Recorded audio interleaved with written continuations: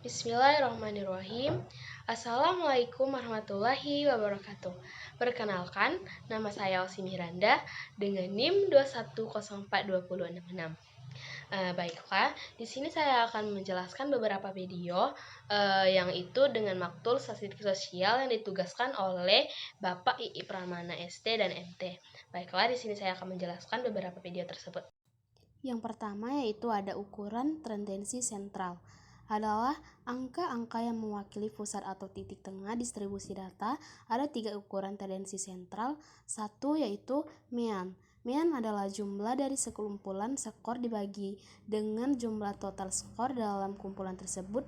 Mean terbagi 2. Ada populasi X dalam kurung MEW atau MU dalam tutup kurung. Ada sampel X dalam kurung X dikurang bar dalam kurung dan M. Revolusi mean X sama dengan yaitu jumlah skor atau jumlah skor yang dijumlahkan. Rumusnya yaitu X dalam kurung X di min I L atau I. Keterangannya yaitu X itu berarti populasi mean, N sama dengan yaitu jumlah skor yang dijumlahkan, dan X per I sama dengan yaitu setiap skor dalam kumpulan data yang mengacu pada masing-masing individu tersebut, dan X bar yaitu jumlah masing-masing skor dalam kumpulan data.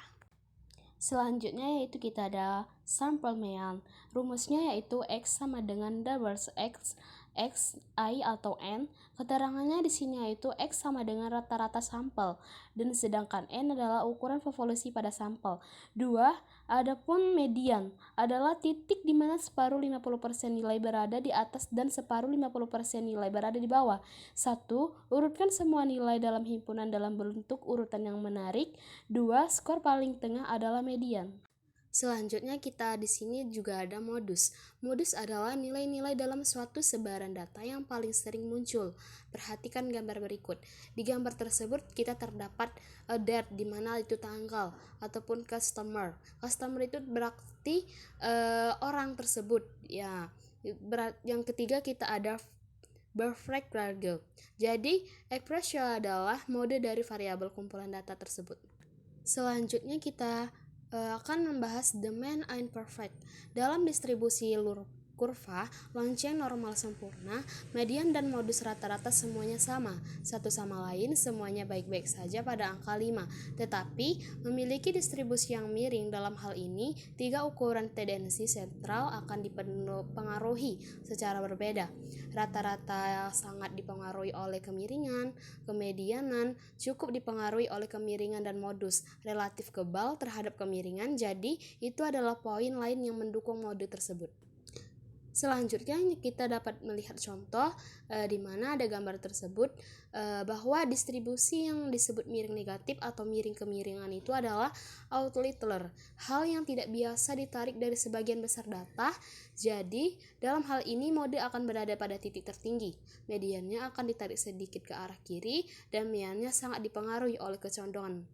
Selanjutnya kita ada juga memperlihatkan contoh di mana jadi kita memiliki kumpulan data yaitu 11334100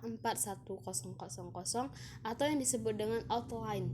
Kita uji apakah 3 ukuran tendensi sentral. Median akan relatif mudah untuk dihitung, pertama karena angka-angkanya sudah berurutan, dan modusnya harus juga relatif mudah untuk dilihat, terutama karena kita tidak dilihat terlalu banyak angka berbeda untuk dibuat di sini, sehingga modusnya adalah 3,33. Kumpulan data tersebut itu adalah nilai yang paling umum, medianya adalah 3, juga berada di tengah-tengah.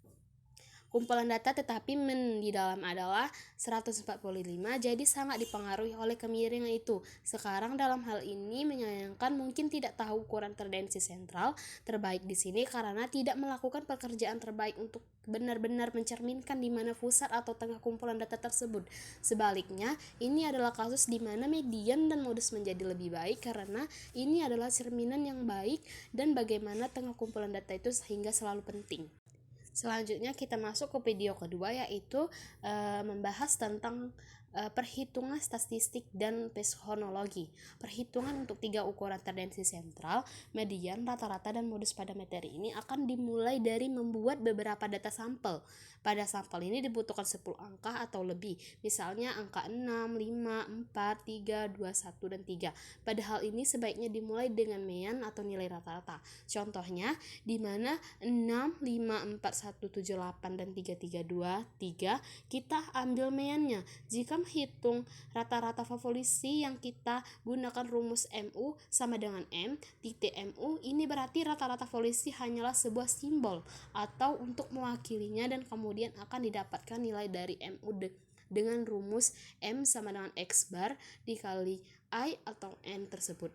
Dari hasil nilai MU, maka harus dibagi dengan kapital M, jumlah dalam populasi dengan jumlah nilai total. Jika sekarang akan melakukan sampel mean rumus X bar, berarti X sama dengan X bar X I dibagi dengan N. Pada rumusnya akan terlihat sama namun beda pada penyebutannya. Pada hal ini penyebutannya memiliki ukuran sampel yang kecil dibandingkan ukuran yang besar N. Untuk nomor indeks dapat dimulai dari mencari beberapa indeks tersebut. Pada sebuah indeks angka secara harfiah dapat diartikan sebagai pemberian nomor semua nilai berbeda sehingga dapat membuat baris yang pada setiap indeks mewakili jenis indeks atau setiap individu dapat memberi nomor pada sebuah angka populasi. Caranya, awal untuk mengetahui bahwa Anda memiliki 10 angka yang berbeda dalam sebuah sampel adalah anggap sampel itu menjadi X. Lihatlah angka indeksnya sesuai X yang kita cari. Di sini saya mempunyai contoh di mana X itu adalah huruf mainnya itu 6, 5, 4, 1, 7, 8, 3, 3, 2, 3. Yang kedua yaitu I 1, 2, 3, 4, 5, 6, 7 sampai 10. X min 4 sama dengan dimana kita harus mencari X barnya tersebut. Kita buat tanda tanya sama dengan 1, sedangkan X6 sama dengan 8. Untuk melanjutkan hitung mean ini berpura-pura data sampel di sini, makna dari sigma atau submi X bar X I adalah yang ambil jumlah dari X semua angka X1 sampai X10, maka akan terlihat seperti perjumlahan yang dimana X bar Xi sama dengan X1 plus X2 plus X3 dimana X10, maka hasilnya seperti ini: 6 tambah 5 tambah 4 1 tambah 7 tambah 8 tambah 3 tambah 3 tambah 2 tambah 3, jumlahnya adalah 42. Kalau kita jumlahkan hasilnya adalah 42. Hasil dari ini akan dimasukkan pada rumus X bar I dibagi dengan N sama dengan 42 dibagi 10 sama dengan yaitu 4,2. Maka dari rata-rata simpel adalah 42. Keterangan X barnya berarti adalah hasil perjumlahan dari setiap indeks sama dengan 42 adalah jumlah populasi atau banyaknya angka pada sampel 10. Selanjutnya saya akan memperlihatkan foto atau contoh tersebut. Berarti inti dari penyelesaian masalah di sini harus mengetahui apa itu populasi dan sampel dengan menggunakan rumus yang tepat. Dari penjelasan di atas kita dapat memiliki mean yaitu X bar X 4,2. Setelah ini perlu mencari median dan modusnya. Median yaitu adalah nilai tengah. Pada sampel ini memiliki nilai genap, maka akan ada 2 di tengah. Sebelum itu, untuk mencari median perlu mengurutkan terlebih dahulu yang awalnya berbentuk 6 sampai dengan 10 menjadi 1, 2, 3 sampai 8. Maka nilai tengah yang dari sampel adalah 3 dan 4.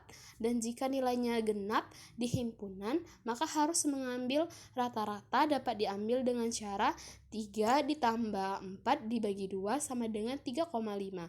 Maka median sampel yang diambil adalah 3,5. Karena modus adalah nilai yang sering muncul atau nilai yang umum, langkah yang awal kita ambil adalah mengurutkannya 1 sampai 8 dan modusnya adalah 3. tentang ukuran variabilitas. Mengapa sih variabilitas itu penting untuk kita dipelajari? Sebagai contohnya, katakanlah Anda bekerja di sebuah perusahaan farmasi. Seperti itu, Anda perlu memutuskan antara dua obat yang berbeda. Kita akan menyebutnya obat A dan obat B. Untuk obat A, depresi.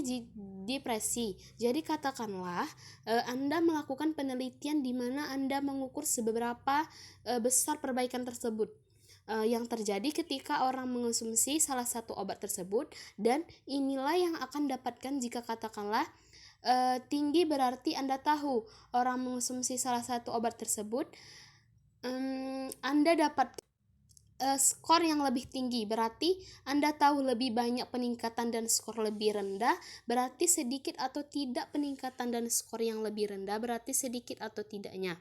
Dibandingkan dengan rata-ratanya ini adalah sama dalam kedua kasus, orang meningkat sekitar meningkat 10 poin atau lebih, variabilitasnya sangat harga berbeda.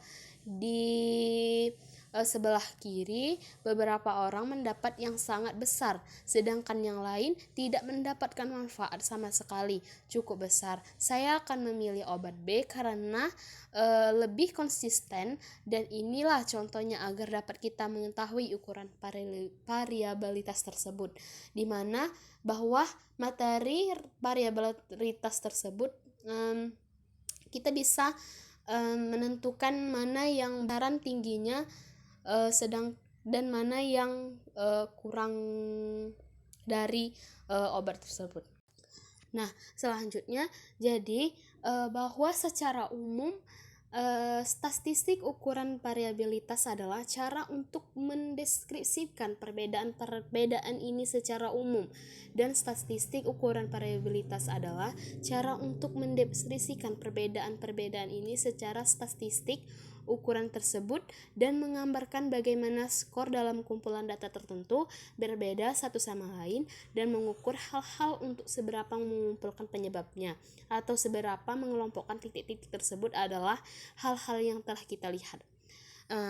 Di sini juga kita ada 3 hal yang kita bahas, kita yang mempunyai, yaitu rentangnya sangat bagus karena sangat sederhana ukuran variabilitasnya, dispersi seberapa penyebaran titik-titiknya seringkali dapat dihitung dalam 5 atau 10 detik. Berikut rumusnya adalah agar R sama dengan N dikurang dengan L. Mempunyai rentangnya, jangan nantinya ketika kita belajar tentang kolerasi yang sering juga dijelaskan oleh dengan menggunakan beberapa subscript yang berbeda untuk memperjelas perbedaan tersebut. Untuk saat ini rentangnya adalah R sama dengan H dikurang L sama dengan H. H berarti skor tertinggi dalam kumpulan, L berarti skor terendah dalam kumpulan data, sehingga Anda dapat melihat bahwa ini adalah perhitungan yang sangat sederhana jika kita kembali ke contoh yang kita kerjakan tadi. Di sini saya akan menerangkan bagaimana contoh tersebut, di mana contohnya itu kita ada nilai 80, 85, 80, 90, 95, di mana X itu sama dengan 87. Berarti 87 itu di sini sebagai nilai rata-rata. Jadi dalam hal ini bahwasannya nilai X adalah nilai rata-rata, dan ukuran variabilitas ini karena ini memberi gambaran sehingga rata-rata 87 dan kisaran 15 menggambarkan situasi yang sangat berbeda dibandingkan dengan rata-rata 87 dan kisaran 125. Jadi bahwa kita akan mencari nilai 95 dengan dikurang 80 sama dengan tentunya yaitu jawabannya 15, karena kita mencari nilai terendah dan tertinggi tersebut. Selanjutnya kita ada juga deviasi standar. Ikut berperan seperti menggambarkan jumlah standar atau tipikal yang menyimpang arti rata-rata tersebut. Maka simpangan baku sekarang kita akan membahas seperti apa sebenarnya setelah kita belajar menghitung simpangan baku, tetapi ingin menunjukkan ke beberapa simbol memiliki simbol yang untuk menggambarkan deviasi standar populasi versus deviasi standar sampel. Deviasi standar populasi dijelaskan oleh sigma. Sigma ini yang merupakan huruf kapital S, sigma dapat dengan sedikit s, jadi untuk sampel standar deviasi hanya dijelaskan oleh S. Jadi tentang mengapa standar deviasi sangat berguna ketika Anda memiliki kurva normal, kumpulan data yang terdistribusi normal yang sangat umum seperti tinggi badan, berat badan, dan sebagainya. Semua deviasi standar yang distribusinya normal ini adalah rata-ratanya 0. Standar deviasi dari rata-rata di sini dapat pada rata-rata kita dapat melihat status standar deviasi di atas rata-rata. Kita mengetahui karena cara kerja deviasi standar maka 68% orang akan berada dalam kisaran ini. Kita dapat M melampaui, kita tahu bahwa di antara dua deviasi standar di salah satu arah satu-satunya adalah 95% akan tertampung. Nah, saya juga akan menjelaskan contoh. Misalnya, IQ yang banyak tentang skor IQ. Kita tahu misalnya rata-rata populasi IQ adalah 100 dan tahu bahwa standar deviasi populasi sigma adalah 15. Jika menggambar tersebut variasi sampel yang sama dengan kurva normal, kita tahu bahwa kecerdasan terdistribusi secara normal. Mari kita lihat informasi apa yang kita miliki hanya dengan mengetahui deviasi standar sehingga rata-rata IQ di sini berada pada 100 atau satu deviasi standar di atas rata-rata adalah 115. Dua deviasi standar di atas miannya adalah 130 dan 3 deviasi standarnya adalah 145 dan kita dapat melakukan hal yang sama dalam arah yang berlawanan satu deviasi standar di bawah rata-rata, kecerdasan adalah 85 deviasi, standar di bawahnya adalah 70 dan 3 deviasi standar di bawah rata-rata kecerdasannya adalah 55, jadi secara otomatis mengetahui 168% orang akan memiliki IQ antara 85 dan 115 dan juga 95% orang akan berada di IQ 70 dan 130, akhirnya 90,7 atau IQ-nya yang akan berbeda di antara 55 dan 145. Jadi kita dapat mengetahui standar deviasi dan membantu informasi tambahan tentang kumpulan data tersebut. Selanjutnya kita ada varians, di mana varians ini sangat sederhana, hanya kuadratnya simpangan baku. Jadi rata-rata simpangan kuadrat dari Mayan untuk varians tidak ada simbolnya sendiri. Kita ambil saja yang sudah kita punya untuk simpangan baku dan kita beri kuadrat karena itu hanya simpangan baku kuadrat. Populasi kita sebut varians, dalam populasi sigma kuadrat, dan untuk sampel kita sebut varian sampel ada S kuadrat. Selanjutnya kita akan belajar cara menghitung beberapa hal. Ada 4 rumus, yaitu kita dapat lihat sendiri di mana saya menampilkan foto tersebut yang berada karena kita mempunyai standar deviasi dan varians dan kita mempunyai versi populasi dan statistik untuk versi sampel. Jadi untuk standar deviasi dalam populasi bahwa kita mempunyai sigma di sebelah kiri dan kanan bawah untuk semua rumus I. Pembilangannya disebut jumlah kuadrat SS dan jadi suatu statistik sampel kita punya ini akan melihat di sebelah kiri. Di sini kita akan memiliki beberapa kesamaan untuk varians kita punya sigma kuadrat dan untuk contoh versi statistik varians kita punya kuadrat. Yang keempat kita membahas tentang cara menghitung deviasi standar dan variasi dengan tangan data. Menghitung varian sampel standar, varian deviasi standar, varian populasi, dan deviasi sebagai contoh di mana satu data jumlah cangkir kopi yang diminum masing-masing siswa di kelas per hari. Pada data ini sebagai data sampel atau data populasi berikut datanya. Pada data tersebut terdapat nomor indeks 1, 2, 3, sampai 10. Pada data kita memiliki 10 titik data. Langkah pertama adalah menghitung deviasi setiap nilai dari mean. Anggap saja ini adalah sampel atau populasi berikut datanya. Sebagai pemulaan, jadi kita mengambil setiap nilai X, setiap skor individu dikurangi rata-rata semua skor. Semua skor X sama dengan 2,6 dan itulah yang akan digunakan. Selanjutnya saya ada contoh di mana A 2,6 sama dengan 1,6, 2 sama dengan 2,6 sama dengan 0,6, 1 sama dengan 2,6 sama dengan min 1,6. Kita dapat melihat tersebut di mana saya sudah melihatkan foto tersebut. Kita telah mendapatkan deviasi dari mean. Untuk mencari rata-rata terdapat dua langkah. Yang pertama, mengambil nilai absolut yang hanya akan menghilangkan nilai negatifnya, dan yang kedua dapat dengan menggunakan mengkuadratkannya, nilai-nilai yang juga menghilangkan hal-hal negatif. Untuk saat ini akan menggunakan cara dengan mengkuadratkannya seperti berikut, di mana saya sudah menampilkan gambar tersebut. Selanjutnya dapat dilihat pada gambar yang menjelaskan rata-rata deviasi kuadrat. Jumlah kuadrat sering disingkat dengan SS atau sum of square. Varian sampel sama dengan S, sum square, double X, double star, X1, X dalam kurung X dibagi dengan N kurang 1, 22,4 atau dibagi dengan 10, 2 sama dengan 2,24 dibagi 9 sama dengan 2,49.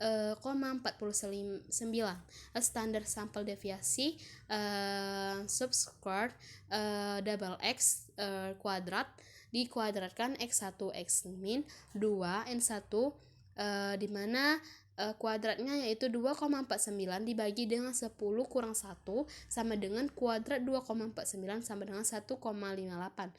Varian populasi sama dengan X sama dengan S dalam kurung dibagi dengan N sama dengan 2,24 dibagi dengan 10 sama dengan 2,24.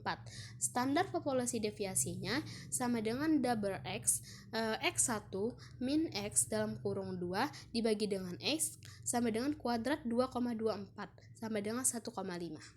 Selanjutnya kita ada materi tentang dimana kita akan membahas skala ukuran atau nominal, ordinal, interval, dan rasio. Skala pengukuran penggambaran sifat informasi yang terkandung dalam kumpulan data tertentu. Skala pengukuran hanya menggambarkan sifat data kita.